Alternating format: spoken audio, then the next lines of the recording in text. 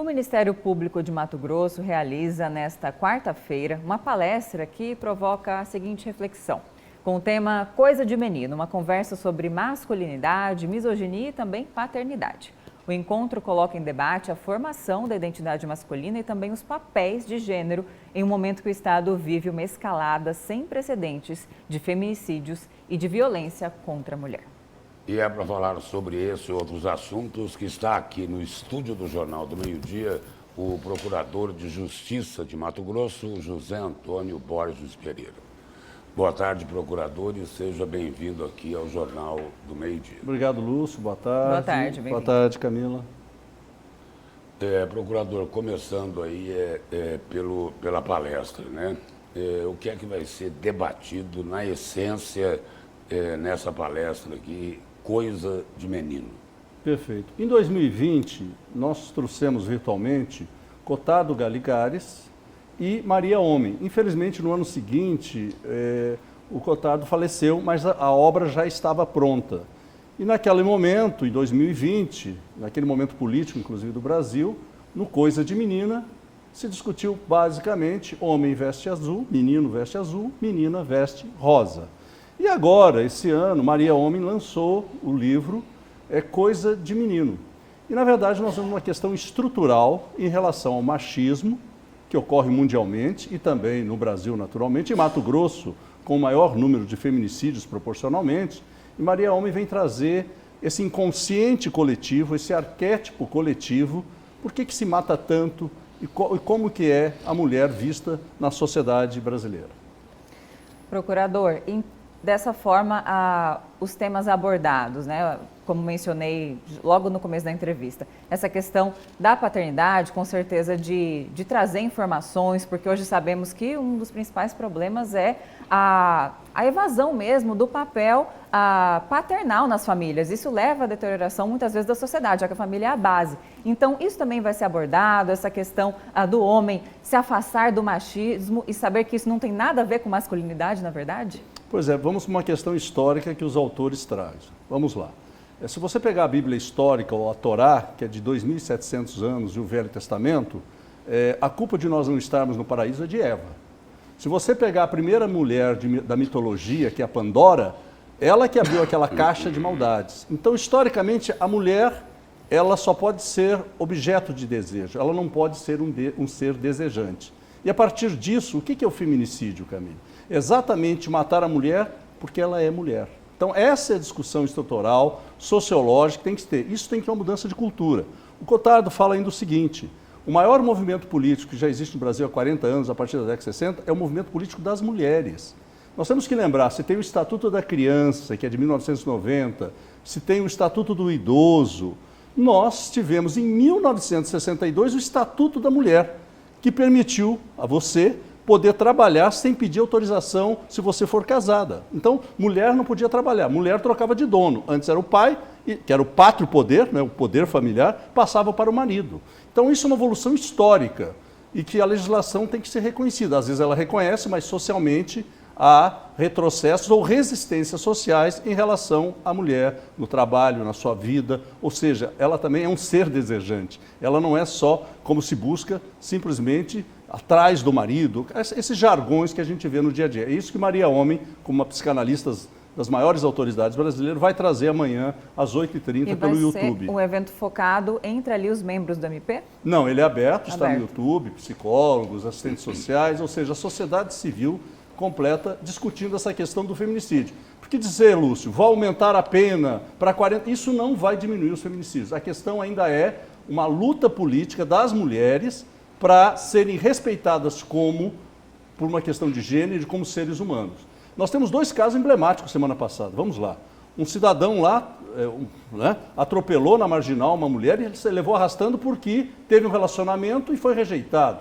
Uma professora de uma escola técnica lá do Rio de Janeiro, o cidadão lá, o colega de trabalho, não aceitava a chefia dela, foi lá e matou a professora e outra colega de trabalho. Dois exemplos da semana passada. Tivemos agora recentemente um caso do judiciário aqui que reconheceu a ponte de ouro do arrependimento eficaz. Ele ia matar aquela mulher, mas ele só deu um tiro, não deu mais, então é só lesão corporal. Vejam como as coisas... Há uma resistência em relação a esses aspectos em relação ao feminicídio. Mas tem... é uma luta política das mulheres. Procurador, e tem muitos casos agora, e a Camila também acompanha isso, de acusados, né, de feminicídio alegando insanidade mental. Como é que a justiça consegue fiscalizar isso? Antigamente, falando de posse de mulher, era lavar a honra, né? Eu matei por amor, eu matei para lavar a minha honra, é aquilo que se volta a dizer. A mulher como objeto, não como um ser. Então e aí nós temos também a questão do cuidado, né? A mulher é para cuidar dos filhos, a mulher é para cuidar da casa, a mulher é sempre para cuidar. Não, numa sociedade que se busca igualdade a partir de 88, todos cuidam da família. Por isso que não é mais pátrio poder, o pai é o dono da família. Agora, insanidade, procurador, é uma linha tênue, não é? Como é que o magistrado consegue atestar que isso, a pessoa... Aí tem toda uma questão de um exame psiquiátrico, laudos psiquiátricos, para ver se naquele momento da situação, por alguma pessoa esquizofrênico, não é uma coisa simples dizer que eu não estava no meu juízo, estava no ódio da mulher. Volto a falar, feminicídio é matar porque ela é mulher, e no sentido que eu tenho a posse, e ela não tem o direito de desejo. O Cotardo também fala uma coisa muito interessante, né? Você vê raros casos que a mulher mata o marido, eventualmente dentro de casa. Agora, o cidadão passa 1 ano, 6 meses, ele persegue ainda como se fosse um objeto e vem matar a sua ex-companheira. O que não pode é se tornar uma injustiça, uma válvula de escape e até de uma certa absolvição para esses feminicídas alegando insanidade, sem né, dúvida, doutor? Sem dúvida, sem dúvida.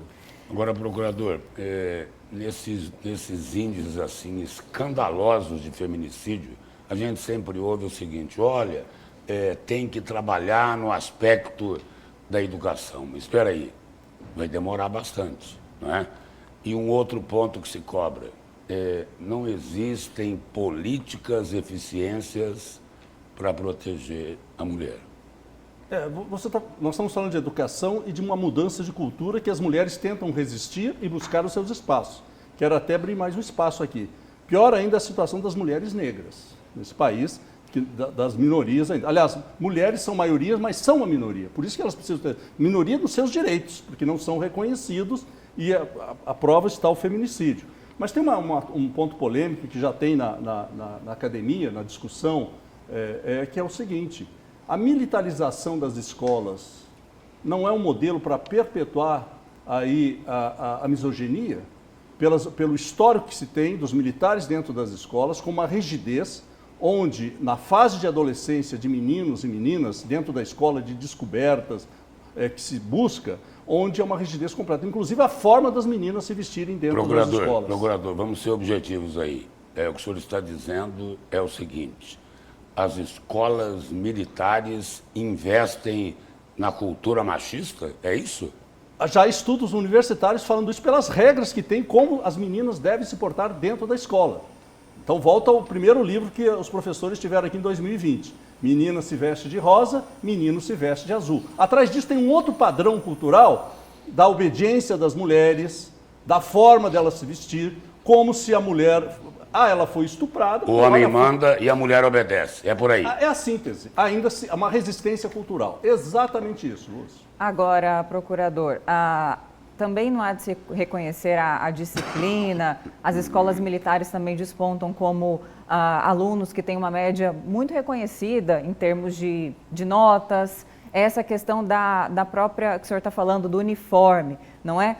Isso não se observa em toda a sociedade? Os homens usando cabelos curtos, as mulheres cabelos longos, ademais, historicamente, essa questão da cor, né? Antigamente, o vermelho era a cor dos homens e o rosa era dos meninos. Depois, em uma certa época na Inglaterra, que se inverteu isso. Isso é uma questão até de moda. E aí, hoje em dia, costumeiramente, se adota ali o azul e o rosa, mas é algo costumeiro. Enfim, o senhor acredita que isso que é algo até disseminado por toda a sociedade? Então, a sociedade, a culpa está só nas escolas militares ou não? O problema é que você não pode, por muro dentro da escola, lá tem um ambiente. A violência, vocês estavam falando agora mesmo no jornal, você não vai conseguir isolar a violência e culpando os adolescentes que estão lá estudando. Então a violência está dentro e fora da escola. Porque nós temos uma sociedade hoje, diante de uma situação muito complicada, porque lá no bairro, como vocês falaram, quem manda? Né? A facção. É a facção ou é o capitão que está lá cuidando da disciplina das... Então, tem dois mundos que não batem aí. Né? E aí também tem o seguinte, as escolas militares fazem seleções, né?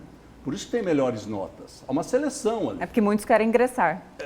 Não é bem isso. Não é? Não é bem isso. Tá. Tem uma propaganda, o Supremo tem que decidir se as escolas militares vão continuar ou não, né? Porque tem várias, inclusive até de recursos a mais para as escolas militares. Essa é uma discussão dentro do Ministério Público, é uma discussão que a gente espera que o Supremo decida, porque se for assim também, nós temos que pensar o seguinte, né? O SUS não funciona, então vamos colocar militares lá. Na área de assistência social também não funciona, vamos colocar militares lá. E todos são feitos do mesmo barro. Né?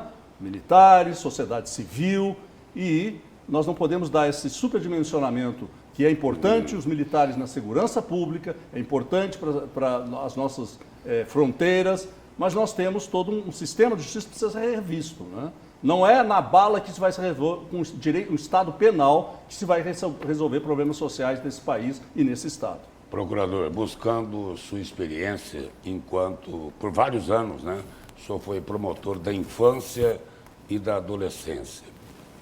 Qual é a avaliação do porquê que as facções criminosas conseguem cooptar tantas crianças e adolescentes? Onde o Estado erra? É porque essas crianças e adolescentes não vivem nos condomínios fechados e luxuosos. Elas vivem naquela realidade. E lá, se faltam os equipamentos públicos e sociais, naturalmente eles podem ser adotados pelo crime. É isso. Né? Agora, falando ainda sobre esse assunto, procurador, a sua procuradoria atua também em relação aos direitos humanos e um dado muito preocupante tem chamado a atenção, inclusive é um dos maiores anseios da sociedade brasileira e mato-grossense, que é a presença das facções, como o Lúcio trouxe esse tema. Agora, a presença delas em todas as cidades, isso não atenta diretamente contra os direitos humanos? Ou seja, existe um poder paralelo, o Estado nega. Como o Ministério Público tem contribuído para impedir, para levar dados, para provocar? Porque se tem algo que essas facções fazem é impedir as pessoas de exercer sua dignidade, sua liberdade, não é? Direitos humanos é para todos. Sem dúvida. Ontem ainda eu via o Sarrubo, que é o secretário hoje geral do Ministério da Justiça, um colega que foi procurador-geral de São Paulo. Para se combater isso é com inteligência e siga o dinheiro. Qualquer cartel, para você desmobilizar, é seguir o dinheiro e cortar os financiamentos e a lavagem de dinheiro. Então nós temos que melhorar esse sistema para que se buscar cortar o dinheiro do financiamento.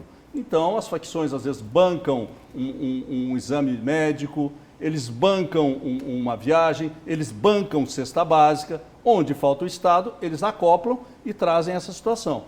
Nossa situação é completamente diferente do Rio de Janeiro, mas é reconhecido, já conversei com vários promotores, que eles estão a essa capilaridade. E aí você tem que pegar os subgerentes dos municípios e pegar os grandes cabeças, que esses não moram na favela, não moram nos bairros populares. Esses moram em condomínios fechados, em outros lugares, como foi o caso da Carbono Oculto da Faria Lima. Né? Por isso que essa operação aí em cima do PCC, a Operação Carbono Oculto, lá na Faria Lima, incomodou muito figurão por aí, né? Esse é o caminho. Como também agora o escândalo do Banco Master também vai Sim. incomodar muita gente pelo que está dizendo os jornais. Procurador, obrigado pela presença e pelas informações aqui no Jornal do Meio-Dia. Eu renovo o convite, amanhã às 8h30, pelo YouTube do Ministério Público, palestra com Maria Homem, a psicanalista que vai trazer essas questões em relação coisa de menino, ponto de interrogação. Obrigada, procurador. Uma ótima tarde. Obrigado.